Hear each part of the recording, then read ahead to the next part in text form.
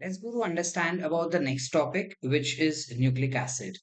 जब nucleic acids का बात करते हैं बेटा, सबसे पहले न्यूक्लिक एसिड को डिस्कवर करने वाला साइंटिस्ट था फ्रेडरिक मिशेल।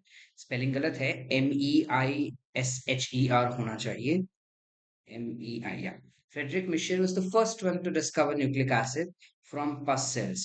बेसिकली वो पस सेल्स को स्टडी कर रहा था और उसके न्यूक्लियस में से उसे कुछ केमिकल मिले, तो उसने उसको नाम दे दिया न्यूक्लिन। फिर लेटर ऑन साइंटिस्ट ने जब स्टडी किया तो उनको पता चला कि ये तो एसिडिक है, तो उसका नाम रख दिया न्यूक्लिक एसिड। ठीक है। फिर बाद में पता चला कि दो प्रकार के न्यूक्लिक एसिड होता है, डीएनए और आरएनए। धीरे धीरे धीरे धीरे पता चला कि ये जो न्यूक्लिक एसिड्स होते हैं उनमें एक बेसिक यूनिट होता है जिसे हम कहते हैं न्यूक्लियोटाइड्स। न्यूक्लियोटाइड्स जो होते हैं बेटा, वो बेसिकली तीन केमिकल से बनते हैं। So if I talk about nucleotides, these are composed of three chemicals. It has something called as nitrogen base. It has something called as sugar base. So when you talk about sugar base, दो प्रकार के sugar होंगे। Of course those are pentose sugar. एक होगा ribose और दूसरा होगा 2 deoxy ribose. क्या डिफरेंस हुआ सर?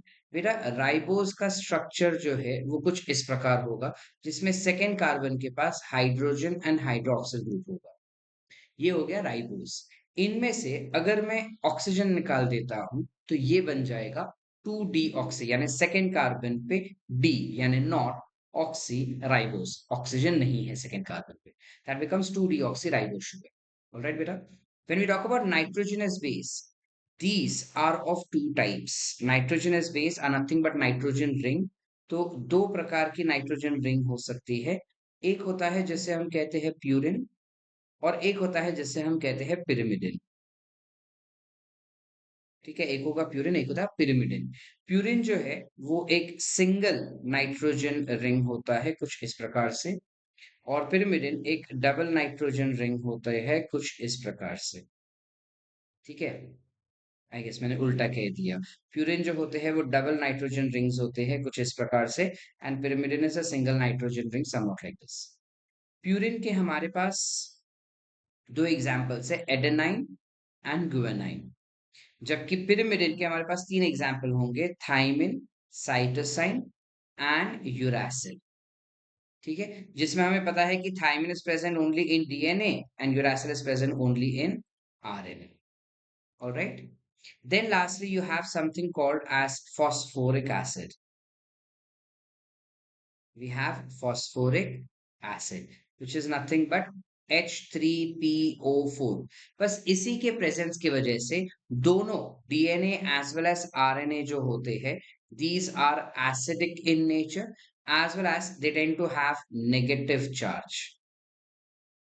डीएनए और आरएनए का negative charge is because of this particular substance which is phosphoric acid. तो एग्जैक्टली इसका स्ट्रक्चर कैसा दिखता है, let's try to figure out their structure with. So if this is a ribose sugar that is existing, अगर ये ribose sugar है, तो this is the first carbon, second carbon, third carbon, fourth carbon and fifth carbon बाहर रहेगा कुछ इस प्रकार से। अब इसके फर्स्ट कार्बन पे you will have nitrogen base getting attached, and this is being attached with the help of a particular bond which is called as glycosidic bond. Whereas on their fifth carbon, you will have phosphate group present, which will be negatively charged, of course. And this phosphate group is attached by a bond which is called as phosphoester bond. Okay, it will be composed of phosphoester bond. All right, beta. So this is entirely nothing but nucleotide. ये पूरा हो गया एक nucleotide. इसमें से अगर हम phosphate को हटा देते हैं, ठीक है, इसमें से अगर हम फॉस्फेट को हटा दें, if you remove this phosphate, then you call this particular structure to be as nucleoside. You call then it to be as nucleoside, मतलब these two together will be called as nucleoside। I hope the concept is clear up till here. No doubts. Sort है यहाँ तक? ठीक है। अब exactly DNA का structure बनता कैसे है? तो DNA is a double helix structure, जिसमें बेटा इसी प्रकार से एक और केमिकल नीचे लग जाएगा, कुछ ऐसा। You will have nitrogen base and you will have phosphate group. This phosphate group gets attached, which is at the fifth carbon. एक phosphate group जो fifth carbon पे है, वो जाके attach हो जाएगा third carbon पे, पिछले न्यूक्लियोटाइड के third carbon पे। तो ये भी बनेगा फॉस्फो ईस्टर बॉन्ड, ये भी बनेगा फॉस्फो ईस्टर बॉन्ड, तो दोनों मिला के ये स्ट्रक्चर बन जाएगा फॉस्फो डाई ईस्टर बॉन्ड, जिसे हम कहते हैं बैकबोन ऑफ डीएनए या बैकबोन ऑफ न्यूक्लिक एसिड। ठीक है। जब बात करते हैं नाइट्रोजन बेस का, तो नाइट्रोजन बेस में it is fixed that purine always binds with pyrimidine, और उसमें भी adenine will always bind to thymine, and guanine will always bind to cytosine. Adenine will bind to thymine with the help of two hydrogen bonds, whereas guanine will bind to cytosine with the help of three hydrogen bonds. All right. And सामने वाला जो strand के nucleotides होंगे वो उल्टे रहेंगे, ताकि दोनों नाइट्रोजन बेस के बीच में हाइड्रोजन बॉन्ड जो है वो अच्छे से बन सके। ठीक है बेटा। ऑफ कोर्स इनके पास भी फॉस्फोराइस्टर बॉन्ड्स तो होंगे ही। Are we clear up till here? इसमें फिफ्थ कार्बन जो रहेगा वो खाली रहेगा, मतलब it was suppose to be bound to something, but यहाँ पे वो किसी को भी बाउंड नहीं है, जिस वजह से this end is called as 5 prime end, whereas यहाँ पे ये 3 प्राइम कार्बन जो है या थर्ड कार्बन किसी के साथ बाउंड होना चाहिए था, जो नहीं है, फ्री है, तो this is called as 3 prime end या 3 dash end. Likewise opposite end पे इस वाले एंड को हम कह देंगे to be as 5 prime. Correct, you called as 5 prime, ये गलत हो गया है यहाँ पे, it will bind over here, so this will be called as 5 prime end, this will be called as 3 prime end. Remember 5 prime के सामने हमेशा 3 prime रहेगा और 3 prime के सामने हमेशा 5 prime रहेगा, and DNA is always red, DNA is always and always red, DNA is always red by enzymes from 3 prime to 5 prime. It's a very important information. Are we clear up till here? If you have to observe these structures, here are the structures of adenine, adenosine, adenylic acid, uridine, uracil. ये क्या है sir? बेटा nitrogen bases will be adenine, उसका nucleoside form will be adenosine, and उसका nucleotide form is adenylic acid. Likewise, it will be guanine, guanosine, guanidinic acid, thymine, thymidine, and thymidilic acid. Cytosine, you have uh, guanine gets bound to cytosine. So you have cytosine, cytidine, and cytidilic acid. You have uracil, uridine, and uridilic acid. इस प्रकार से तीन तीन उसके formats होते हैं। Alright बेटा, तो ये स्ट्रक्चर्स भी हमको एक बार ही देखने होंगे एनसीईआरटी से। ये जो हमने नॉर्मल इस वक्त स्ट्रक्चर देखा डीएनए का, this is called as B form of DNA. Z DNA हमको सिलेबस में नहीं है तो हम उसको नहीं देखेंगे। बाकी details of B DNA is given over here, which is exactly same as what we just understood. Going to understand the structure of RNA. When we talk about RNA, RNA भी दो टाइप के होते हैं। जिन जिन organisms के अंदर DNA नहीं होता as genetic material, उनके अंदर आरएनए होगा एज जेनेटिक मटेरियल। But जिनके अंदर डीएनए है as genetic material, they will have RNA as non-genetic, which is generally a single-stranded structure. RNA is generally a single-stranded structure, which is called as ribonucleic acid, and it is found in various forms inside the cells. Specifically, there are three forms, which is messenger RNA, transfer RNA, and ribosomal RNA.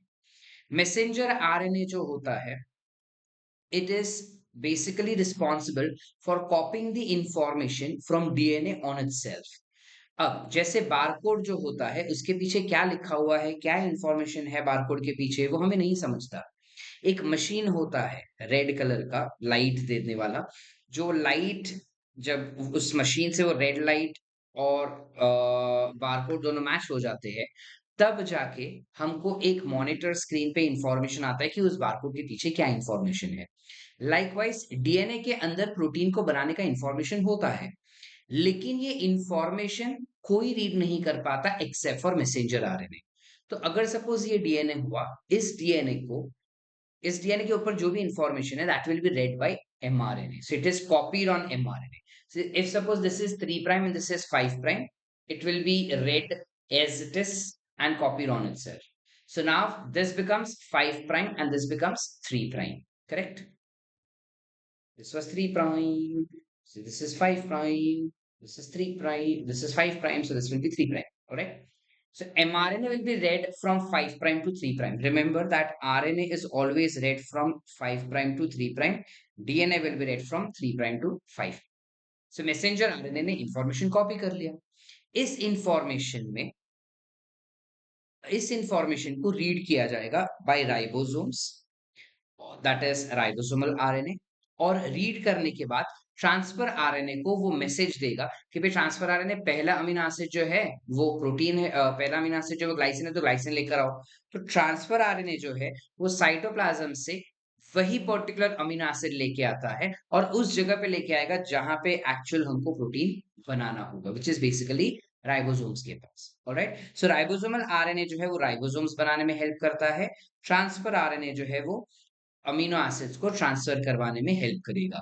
Generally transfer RNA is the smallest RNA and thus it is many times also referred as sRNA, which is soluble RNA. It contributes to somewhere around 11 to 15% of total RNA of the cell, whereas ribosomal RNA contributes to 80 to 85% of total RNA of the cell, and messenger RNA contributes only 3 to 5% of total RNA. In messenger RNA पे triplets of nucleotide code for one amino acid, which is thus called as codon. यानी अगर A T G G sorry T नहीं होगा, you होगा यहाँ पे, ए you जी जी सी जी ए जी सी, अगर suppose ऐसा कोई एक कोड है 5 प्राइम टू 3 प्राइम, तो तीन तीन का झुंड एक एक अमीनो एसिड को कोड करता है। इन तीन तीन के झुंड को हम कहते हैं कोडॉन। आगे क्लियर बेटा? इसी कोडॉन में इंफॉर्मेशन रहेगा स्पेसिफिक अमीनो एसिड्स के लिए, और ये कोडॉन रीड किया जाता है राइबोसोम्स के द्वारा, और उनको रीड करके ट्रांसफर आरएनए के पास होता है एक एंटी कोडॉन। उनके पास होगा एक एंटी कोडॉन। तो ये एंटी कोडॉन और कोडॉन, कोडॉन और एंटी कोडॉन तीनों को मैच किया जाता है। ये दोनों जब मैच हो जाते हैं तब ट्रांसफर आरएनए से राइबोसोमल आरएनए जो है वो अमीनो एसिड्स ले लेते हैं। कुछ इस प्रकार से प्रोटीन सिंथेसिस होता है।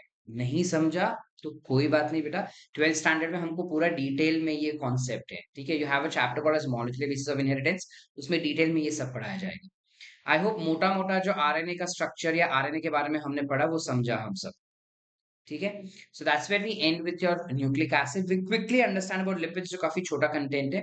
लिपिड्स जो होते हैं वो एक हाइड्रोकार्बन कंपाउंड है जो वाटर इनसोल्यूबल होते हैं, ठीक है। इनके पास generally fatty acids is the simplest, fatty acids and glycerol are the simplest lipids that we have. इसमें फैटी एसिड्स के बारे में जब बात किया जाएगा तो फैटी एसिड्स एक कार्बोक्साइल ग्रुप कैरी करता है, दैट इज COOH ग्रुप रहेगा, और उसके साथ एक लंबा सा R ग्रुप होगा, दैट इज अल्काइल ग्रुप होगा। So R group is alkyl, that is methyl group that we know. It can also be ethyl group और हायर वर्जन्स ऑफ इट, ठीक है। You have glycerol as the simplest lipid that we have. Glycerol का structure is trihydroxypropane. So it is 1, 2, and 3 propane. You have hydroxy. So this is glycerol. You have H2, H and H2. This is the structure of glycerol. इस glycerol में से जब first hydrogen अगर हम निकाल देते हैं, ठीक है, अगर मैं फर्स्ट हाइड्रोजन को निकाल देता हूं और वहां पे फैटी एसिड्स लगा दूंगा, तो ये बन जाएगा मोनोग्लिसरल्डिहाइड या मोनोग्लिसराइड, ठीक है, ये बन जाएगा मोनोग्लिसराइड। अगर सेकेंड वाला निकाल दूं और फैटी एसिड लगा दूं तो ये बन जाएगा डाइग्लिसराइड। तीसरा वाला निकाल दो और फैटी एसिड लगा दो तो ये बन जाएगा triglyceride. Triglyceride is one of the most healthy fats that we can have. When we talk about fatty acids specifically, I'm not sure if it is given. अच्छा दिया है। जब हम fatty acids के बारे में बात करते हैं बेटा, दो प्रकार के fatty acids होते हैं। एक होते हैं saturated, where there is no double or triple bond, it's only single bond form. and these are generally said to have solids at room temperature with no double bond, higher melting point, and high melting point they generally have. This is wrongly printed. These are generally found in animals which are identified to be as fats, example butters and ghees.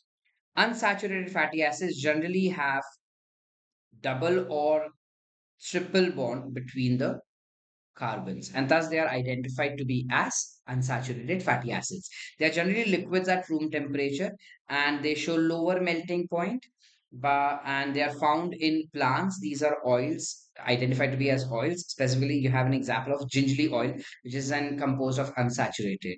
When we talk about fats itself, जब हम fats के बारे में ही बात करते हैं बेटा, तो फैट्स में ये जो फैटी एसिड्स लगता है ग्लिसरॉल को, वो ईस्टरीफाइड होता है, मतलब ईस्टर बॉन्ड बनाया जाता है यहाँ पे। फैटी एसिड्स में हमारे पास एक एग्जांपल है पाल्मिटिक एसिड जो 16 कार्बन से बनता है, और एराकिडोनिक एसिड जो 20 कार्बन से बनता है। ये एक अनसैचुरेटेड फैटी एसिड है, जबकि ये एक सैचुरेटेड फैटी एसिड। ठीक है बेटा। जब कभी भी आर ग्रुप अल्काइल ग्रुप रहेगा, तो कार्बोक्सिलिक एसिड को निकाल के टोटल एक कार्बन से लेके 19 कार्बन तक का लंबा चेन हो सकता है। 19 कार्बन से बड़ा कोई चेन फैटी एसिड्स में होता ही नहीं। तो फिर सर यहाँ पे 20 कार्बन कैसे आया? बेटा यहाँ पे 20 कार्बन कार्बोक्सिलिक ग्रुप को गिन के है। हम यहाँ पे बोल रहे हैं बिना कार्बोक्सिलिक एसिड को गिने। ठीक है। अब आगे जो फैटी एसिड्स के बारे में और हमको क्या इंफॉर्मेशन दिया है, let's try to find out.